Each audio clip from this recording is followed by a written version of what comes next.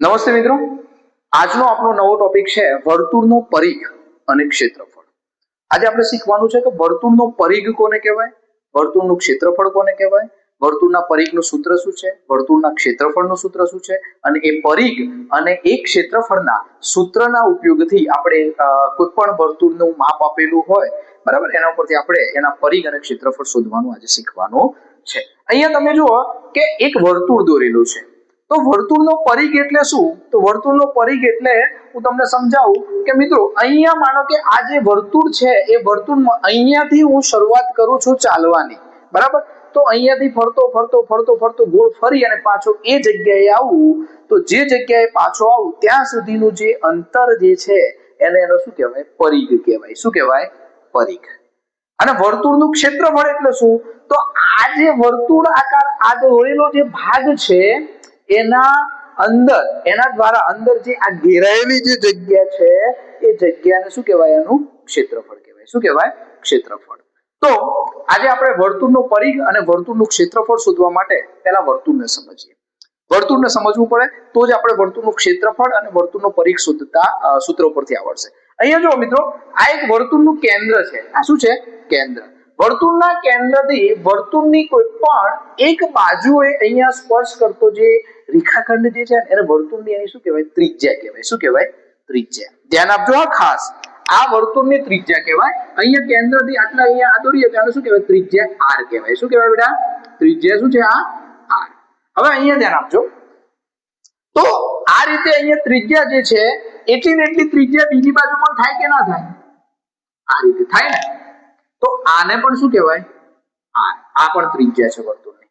પણ ધ્યાન આપજો કે આટલા વર્તુળનું આ કેન્દ્ર O છે, અહીંયા વર્તુળનું કેન્દ્ર O થી અહીંયા આપણે આ A બિંદુ લઈ લઈએ, અહીંયા B બિંદુ લઈ લઈએ, તો O થી A એ વર્તુળની ત્રિજ્યા છે અને O થી B એ પણ વર્તુળની ત્રિજ્યા છે, બરાબર. ધ્યાન આપજો. પણ AB શું છે? તો AB એ વર્તુળનો વ્યાસ છે. શું છે? વર્તુળનો વ્યાસ. આ કેમ સમજાવું છું? આગળ તમારે જરૂર પડશે આની. અહીંયા ધ્યાન આપજો. આ r એટલે કે ત્રિજ્યા. અહીંયા લખું છું r એટલે શું થાય? ત્રિજ્યા થાય. શું થાય બેટા? r એટલે ત્રિજ્યા. વ્યાસ માટેનું સૂત્ર છે અહીંયા a થી b. આ a થી b એ વર્તુળનો શું કહેવાય? વ્યાસ કહેવાય. તો વ્યાસ માટેનું સૂત્ર શું છે? d. d બરાબર વ્યાસ. વ્યાસ. હવે સમજવાનું છે. તો મિત્રો આ વ્યાસ બરાબર શું થાય? તો વ્યાસ d બરાબર 2r થાય કે ના થાય? બે વખત ત્રિજ્યા, જો r વત્તા r, 2r, બે ત્રિજ્યાઓનો સરવાળો કરીએ એટલે શું થઈ જાય? વ્યાસ થઈ જાય, બરાબર. આ કેમ શીખવું છું એવા આગળ ખબર પડશે તમને. ધ્યાન આપજો. હવે માનો કે મારે સૂત્ર લખું છું અહીંયા વર્તુળનો પરિઘ. તો વર્તુળના પરિઘનું સૂત્ર છે બેટા, વર્તુળનો પરિઘ બરાબર 2πr. ઓકે. બીજું એક વર્તુળના પરિઘનું સૂત્ર છે બેટા, તો વર્તુળનો પરિઘ બરાબર πd. ઓકે. અને વર્તુળનું ક્ષેત્રફળનું સૂત્ર પણ હું લખી દઉં છું, વર્તુળનું ક્ષેત્રફળ બરાબર πr નો વર્ગ. હવે હું તમને સમજાવું. આપણે જ્યારે પણ દાખલા ગણવાના થશે ને, પરિઘ શોધવાના, એટલે ઘણી વખત એવું હશે કે એક્ઝામ્પલ ની અંદર શું આપેલું હશે ખબર છે? કે ભાઈ વ્યાસ આપેલું હશે કે ભાઈ 10 સેમી વ્યાસ વાળા વર્તુળનો પરિઘ શોધો. 10 સેમી વ્યાસ વાળા. તો જ્યારે વ્યાસ આપેલો હોય ને ત્યારે આપણે કયું સૂત્રનો ઉપયોગ કરવાનો? πd. આ વ્યાસ વાળું d. અને ત્રિજ્યા આપેલી હોય તો કયું સૂત્ર વાપરવાનું? 2πr વાળું. ત્રિજ્યા આપી હોય તો r વાળું અને વ્યાસ આપેલો હોય તો πd વાળું સૂત્ર. બરાબર. સમજાણું કે ના સમજાણું? વસ્તુ એકની એક જ છે. તમે વ્યાસ આપેલો હશે ને, કદાચ માનો કે 10 સેમી વ્યાસ વાળું છે, તો 10 સેમી વ્યાસ આપેલો હશે, એ સેમી નો વ્યાસનો ત્રિજ્યા વ્યાસ છે ને એને 2 વડે ભાગી નાખશો એટલે ત્રિજ્યા થઈ જવાની છે. શું થઈ જવાનું છે? ત્રિજ્યા થઈ જાય. પણ તમારે ભાગવું ના હોય, સીધે સીધું આપણે ગણતરી કરવી હોય તો બે સૂત્રો આપણે આપેલા છે આપણી ટેક્સ્ટ બુક ની અંદર કે ભાઈ વર્તુળનું પરિઘ બરાબર 2πr. જ્યારે ત્રિજ્યા આપેલી હોય ત્યારે 2πr સૂત્ર વાપરવાનું, અને વ્યાસ આપેલો હોય રકમની અંદર તો આપણે πd વાળું સૂત્ર વાપરીશું. આગળ એક્ઝામ્પલ ની આપણે ગણતરી કરીશું એટલે આપણને ખ્યાલ આવી જશે કે કેવી રીતે કયા એક્ઝામ્પલ ની અંદર કયા સૂત્રનો ઉપયોગ કરવાનો છે. પણ અત્યારે તો તમારે હાલ વર્તુળનો પરિઘ અને ક્ષેત્રફળ શોધવા માટે મુખ્ય આ ત્રણ જે સૂત્રો છે એ ત્રણ સૂત્રો આપણને આવડવા જોઈએ. ઓકે, દાખલા નંબર 1 મિત્રો જુઓ, અહીંયા આપણને શું કીધું છે કે 10 સેમી વ્યાસ વાળા વર્તુળનો પરિઘ શોધો. જો આવ્યું ને, અહીંયા શું આવ્યું? વ્યાસ આવ્યો. શું આવ્યું? વ્યાસ. વર્તુળનો પરિઘ શોધો. અહીંયા પાઈ ની વેલ્યુ આપણને આપેલી છે 3.14. બરાબર, પાઈ ની બે વેલ્યુ છે આપણી જોડે, 3.14 અને 22/7. બરાબર, તો જે એક્ઝામ્પલ ની અંદર જો આપણને જે કિંમત આપેલી હોય એ કિંમત મૂકવાની. જો 3.14 આપ્યા હોય તો 3.14 અને 22/7 આપ્યા હોય તો 22/7 નો ઉપયોગમાં લેવાના. અને જો ના આપ્યા હોય તો આપણે જે સરળતાથી છેદ ઉડાડવામાં જે સરળ લાગતું હોય તે લઈ લેવાના. ઓકે, અહીંયા 3.14 આપે છે પાઈની વેલ્યુ, તો આપણે વર્તુળનો પરિઘ શોધીશું. તો પહેલા તો આપણે સૂત્ર લખીએ કે ભાઈ વર્તુળનું પરિઘ બરાબર કયું સૂત્ર આવશે? વ્યાસ છે માટે કયું સૂત્ર આવશે? પાઈ ડી. કયું સૂત્ર આવશે? પાઈ ડી. પાઈ ની વેલ્યુ કેટલી છે બેટા? 3.14. ડી બરાબર કેટલો છે? 10 સેમી. ચલો 3.14 છે બેટા, તો પોઈન્ટ પછી કેટલા અંશ છે? 2. પોઈન્ટ પછી કેટલા છે? 2. એટલે આપણે શું કરીશું? 314 છેદમાં કેટલા થઈ જાય? 100. 2 પોઈન્ટ કપાઈ ગયા અને ઉપર પણ 10 સેમી છે. ચલો 0 ઉડી ગયા. હવે 314 ના છેદમાં 10 છે એટલે 314 ને 10 વડે આપણે ભાગીશું તો 31.4 સેમી. આ 31.4 સેમી એ આપણને 10 સેમી વ્યાસ વાળા વર્તુળનું પરિઘ મળી ગયો.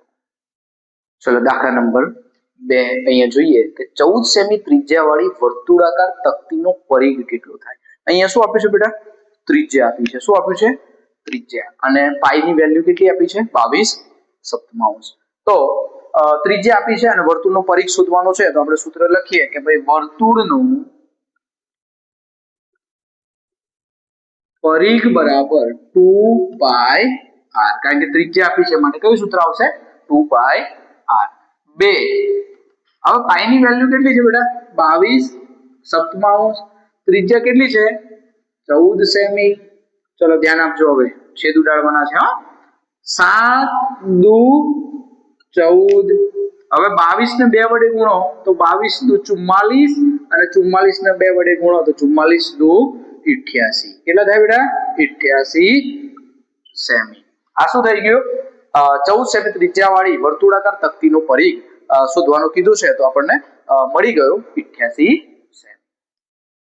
અહીંયા જુઓ, 30 સેમી ત્રિજ્યા વાળા વર્તુળનું ક્ષેત્રફળ શોધો. બરાબર, પરિઘની વાત નથી, અહીંયા હવે ક્ષેત્રફળની વાત છે. તો ક્ષેત્રફળ માટેનું સૂત્રનો ઉપયોગ કરવાનો છે આપણે. અને પાઈ ની કિંમત કેટલી આપી છે? 3.14. બરાબર, તો વર્તુળનું ક્ષેત્રફળ શોધવાનું સૂત્ર લખીએ. અહીંયા ધ્યાન આપજો, વર્તુળનું ક્ષેત્રફળ બરાબર પાઈ r નો વર્ગ. ચલો પાઈ ની કિંમત લખી નાખો 3.14 r નો વર્ગ. આનો મતલબ શું થાય બેટા? r ની વેલ્યુ કેટલી વખત આવશે? 2 વખત. તો ત્રિજ્યા કેટલી છે? અહીંયા તમે જોઈ શકો છો 30 સેમી છે, તો 30 સેમી ગુણ્યા 30 સેમી. આ ખાસ r નો વર્ગ છે એટલે કે ત્રિજ્યા 2 વખત લેવાની થાય. અહીંયા ધ્યાન આપજો, હવે 314 લખવાના, પોઈન્ટ પછી 2 અંક છે માટે છેદમાં 100 આવશે. ઉપર 30 સેમી ગુણ્યા 30 સેમી. ચલો 0 0 0 0 ઉડી ગયા. હવે શું કરીશું મિત્રો? તો 3 તારી 9. હવે 9 અને 314 આનો ગુણાકાર કરવાનો છે. બરાબર, તો 314 અને 9 નો ગુણાકાર કરી નાખવાનો. 314 ગુણ્યા 9. ચલો 9 નો ઘડિયો બોલો બેટા. 9 એકા 9, 9 દુ 18, 9 તારી 27, 9 ચોક બોલો કેટલા થાય? 36. 36 નો છગડો વિધિ 3. 9 એકા 9, 10 11 અને 12. 12 નો બગડો વિધિ 1. 9 એકા 9, 9 દુ 18, 9 તારી 27, 27 ને 1 28, તો જવાબ આવશે 2826 સેમીનો વર્ગ. સેમી ઇન્ટુ સેમી, સેમીનો વર્ગ. તો આ રીતે 30 સેમી ત્રિજ્યા વાળા વર્તુળનું આપણને ક્ષેત્રફળ મળી જશે. મિત્રો અહીંયા ધ્યાન આપો, આપણને એક એક્ઝામ્પલ આપ્યું છે. એ એક્ઝામ્પલ ની અંદર એવું કીધું છે કે એક વર્તુળાકાર કાગળનો પરિઘ 154 મીટર છે. શું આપ્યું છે? પરિઘ આપી દીધો છે. હવે એની ત્રિજ્યા શોધવાની છે અને એનું ક્ષેત્રફળ પણ શોધવાનું છે. બરાબર? તો આપણે પ્રયત્ન કરીએ એનું શું કહેવાય ત્રિજ્યા અને ક્ષેત્રફળ શોધીએ. ચલો પહેલા તો સૂત્ર આપણે પરિઘ આપ્યું છે માટે વર્તુળનું પરિઘ બરાબર 2πr. ધ્યાન આપજો, પરિઘ કેટલો છે બેટા? 154 મીટર. 2 પાઈ ની વેલ્યુ 22 લેવાની છે. ત્રિજ્યા r નથી આપી, ત્રિજ્યા આપી નથી તો ત્રિજ્યા આપણે શોધવાની છે. ચલો r ને કરતા બનાવી દઈએ. તો માટે r = 154 ગુણ્યા 7 ભાગ્યા 2 ગુણ્યા 22. અહીંયા ધ્યાન આપજો બેટા, 154 ને હું 2 વડે ભાગીશ એટલે કેટલા થશે? 77. કારણ કે 77 ગુણ્યા 2 154 થાય. હવે ધ્યાન આપજો, આના અવયવો પાડીએ બેટા. 77 છે એના તો 11 × 7 77 ઉપર 7 બીજા છે છેદમાં 11 દુ 22, 11 11 ઉડી ગયા. 77 49, 49 ભાગ્યા 2 = અહીંયા ત્રિજ્યા મળી ગઈ આપણને. કેટલી મળી? 49 ભાગ્યા 2. એને હજુ ભાગવા હોય તો 24.5 મીટર. આ આપણને શું મળી ગયું? ત્રિજ્યા મળી ગઈ. હવે શું શોધવાનું છે મિત્રો? આપણે ક્ષેત્રફળ શોધવાનું છે. શું શોધવાનું છે? ક્ષેત્રફળ. તો અહીંયા લખીએ કે વર્તુળનું ક્ષેત્રફળ બરાબર પાઈ r નો વર્ગ. ચલો પાઈ ની વેલ્યુ 22 લઈ લઈએ. r નો વર્ગ. હવે r એટલે શું બેટા? તો ત્રિજ્યા. ત્રિજ્યા ક્યાં છે? તો આગળ આપણે શોધી. બરાબર? હવે હું ધ્યાન આપજો તમે, 24.5 આપણે ત્રિજ્યા લેવાની નથી. આમ ઓલરેડી ત્રિજ્યા આપણને 24.5 મળી, પણ મેં ઉપર 49 ભાગ્યા 2 કેમ રહેવા દીધા? કારણ કે આ દાખલાની અંદર આપણે 49 ભાગ્યા 2 લઈશું તો આસાન રહેશે થોડું ગણવાનું. 49 ભાગ્યા 2 તો આ આપણે ત્રિજ્યા લઈ લીધી. મતલબ એનો એ થયો ભાઈ મિત્રો, 49 ભાગ્યા 2 એટલે 24.5. ધ્યાન આપજો. હવે 77 49, 11 દુ 22. હવે આપણે શું કરવાનું છે? ગુણાકાર કરવાનો છે. કોનો ગુણાકાર કરવાનો છે? તો 11 7 77, 77 અને 49 નો ગુણાકાર કરીએ. 77 ગુણ્યા 49, બે રકમનું 0, 7 ચોક 28 નો આંકડો, વીતી 2, 7 ચોક 28 29 અને 30, 7 9 63, 63 નો તગડો, વીતી 6, 7 9 63, 63 માં આપણે 6 ઉમેરીએ એટલે 64 65 66 67 68 ને 69, 69 નો ના 69 આવશે. અહીંયા 3 8 8 16 ને 17 નો સાતડો, વીતી 1, 6 ને 1 7 અને અહીંયા કેટલા થશે બેટા? 3. તો 37 73. કેટલા આવ્યા બેટા? 37 73, 37 73 અને એને 2 વડે ભાગવાના છે. કેટલા વડે ભાગવાના છે? 2 વડે. તો હજુ આગળ આપણે ભાગાકાર કરીએ. ચલો 37 73 ભાગ્યા 2 તો 2 એકા 2, 1 ઉપરથી ઉતાર્યા 7. ચલો 2 નો ઘડિયો બોલો. 8 2 8 16, 1 વધ્યા ઉપરથી ઉતાર્યા 7, 2 8 16, 1 ઉપરથી ઉતાર્યા 3, 2 6 12, 1.0 ઉપરથી ઉતાર્યું 0, 2 5 10 0 0 1886. કેટલો આવ્યો જવાબ બેટા? 1886.5 મીટર છે. તો મીટરનો વર્ગ. બરાબર? અહીંયા આ મીટર છે ત્રિજ્યા એટલે મીટરનો વર્ગ. તો આ રીતે આપણે ત્રિજ્યા શોધવાની છે પહેલા, અને ત્રિજ્યા પરથી આપણે દાખલો પણ શોધી એનું ક્ષેત્રફળ પણ શોધી. ઓકે, તો આ રીતે આખો દાખલો પૂરો થાય.